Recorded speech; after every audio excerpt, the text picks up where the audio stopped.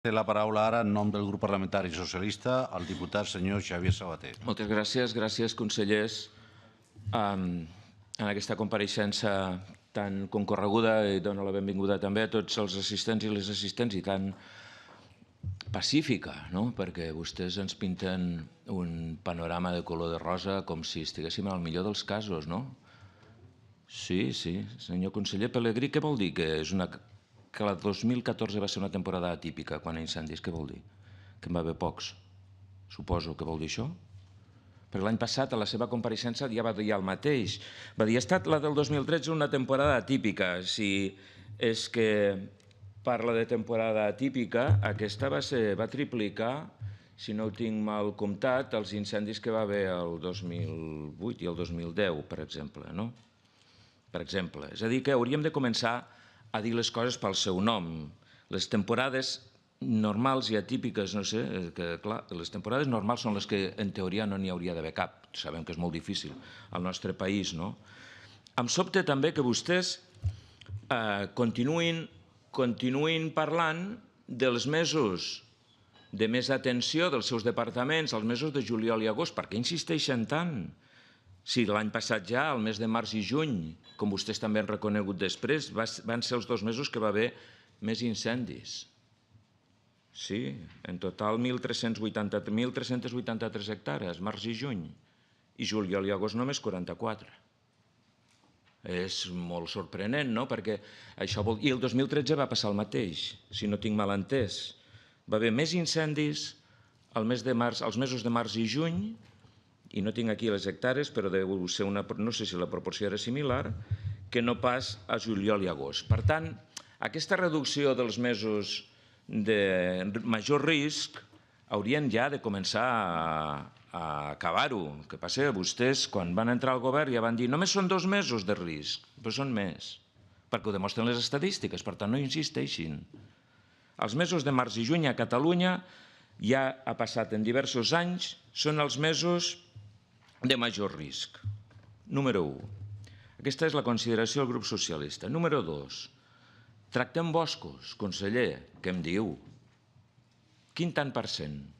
És que cada any... En fi, jo ja fa 2 anys que no vinc aquí a fer la compareixença. Avui m'ha tocat, no sé si per la seva desgràcia o per la meva sort, perquè jo estic content de fer-la substituint el meu company Ferran Pedret. Però miri, cada any que he fet aquesta compareixença he hagut de treure jo el tant per cent de superfície tractada de boscos, perquè vostè no la fa mai. Vostè diu número absolut d'hectàrees. Hem tractat 34.000 hectàrees. Quan és això? Respecte de la superfície forestal total de Catalunya. El 3%. Per tant, és un pobre tractament. I sap què passa? Que vostès no l'afavoreixen. Sap què passa? Que el poc que es fa no s'aprofita. Sap què passa? Que la fusta, jo que soc de Tarragona, en fi, vaig a fer esport per allà al port, un parell de dies a la setmana, veig que la fusta s'acumula als molls del port de Tarragona. I em diuen els companys de Girona que el port de Palamós també. Què vol dir això? Que se'n va la fusta cap a Itàlia, tots ho sabem. Per tant, poc aprofitament.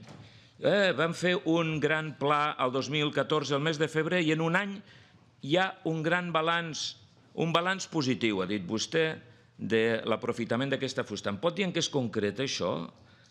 Aprofitaments energètics. Quants aprofitaments? Quantes instal·lacions noves? Quanta instal·lació d'aprofitament energètic de biomassa en concepte d'aquest aprofitament silvícola, que li diuen vostès? No fan prevenció, per tant, conseller, almenys pel que fa al tractament dels boscos. I sap què passa? Tampoc no fan informació ni conscienciació. Miri, aquesta setmana passada hem tingut al Catllà, municipi del Tarragonès, un incident que a mi, no sé si dir-li incident, però ja m'entendrà. Això de neteja de franges i de boscos, que com la majoria són boscos privats a Catalunya, uns boscos amb permís de la Generalitat, amb permís de l'Ajuntament del Catllà, el seu aprofitament és discutit per alguns grups socials, alguns moviments socials dits ecologistes. En fi, hi hauria molt a dir segurament, no? Per què passa això? Perquè no hi ha la suficient informació i conscienciació de la població. És a dir, això és bo. L'Ajuntament del Callars mereix un premi per això. I els propietaris dels boscos que han fet aquest aprofitament, també. I vostès, quan ha passat això, hi ha hagut contestació a la premsa, han callat. Per què? Perquè tot això els rellisquen, perdoni l'expressió. Ha hagut de sortir l'Ajuntament del Callars a defensar el tractament dels boscos i l'empresa.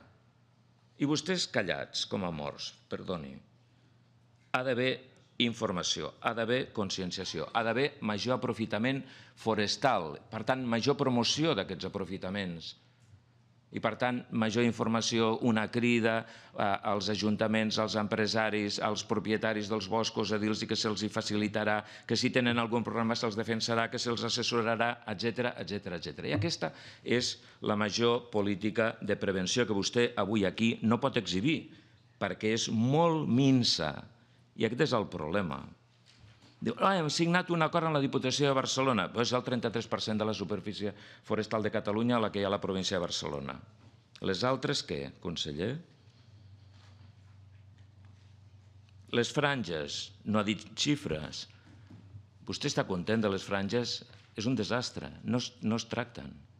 Per què no es tracten? Perquè no hi ha el suficient esforç de govern, de país, de vostès encapçalar i liderar una acció amb els ajuntaments, anem de veritat a netejar les franges, perquè és un dels elements més perillosos per la propagació dels incendis i més perillosos en algunes o en moltes de les urbanitzacions que desgraciadament tenim a Catalunya. I sabem que als propietaris els costa, i més quan hi ha crisi econòmica, naturalment, perquè suposa un esforç fins i tot econòmic si no hi ha després un aprofitament de les podes o de les tales d'aquestes franges. Conseller Espadaler,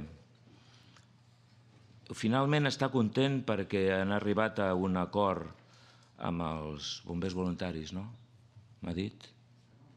Jo també, sí, però ha arribat tard, hem estat mesos, ha hagut protestes, ha hagut sacrificis i gent que s'ha hagut de tancar, etcètera. Per tant, jo espero que, en fi, aquest director general, perdoni, l'ha de cessar. És que ja fa mesos, sí, home, sí. No, sí.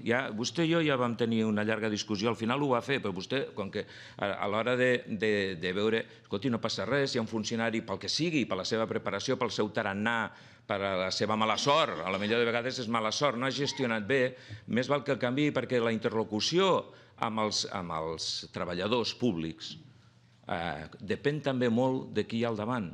I de vegades hi ha gent que ja ha complert la seva missió, ja no dona més de sí, etcètera. I per tant, jo me n'alegro finalment del resultat, però no del procés.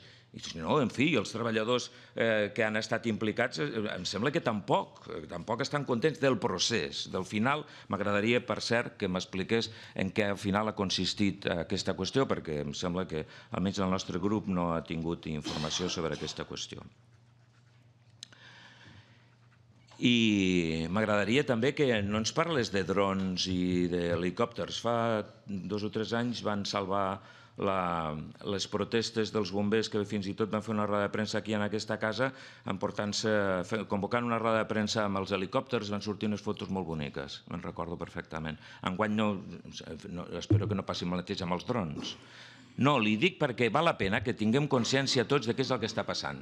Em pot explicar quina és l'antiguitat del material mòbil del departament pel que fa a la prevenció i extinció d'incendis, dels camions, de les furgonetes, etcètera. En fi, crec que valdria la pena que el poble de Catalunya ho sabés i que nosaltres, com els seus representants, també sabéssim com estem de material. Si vostè pensa que, en fi, què és el que es podria millorar? Diguem-ho així, va, diguem-ho en positiu.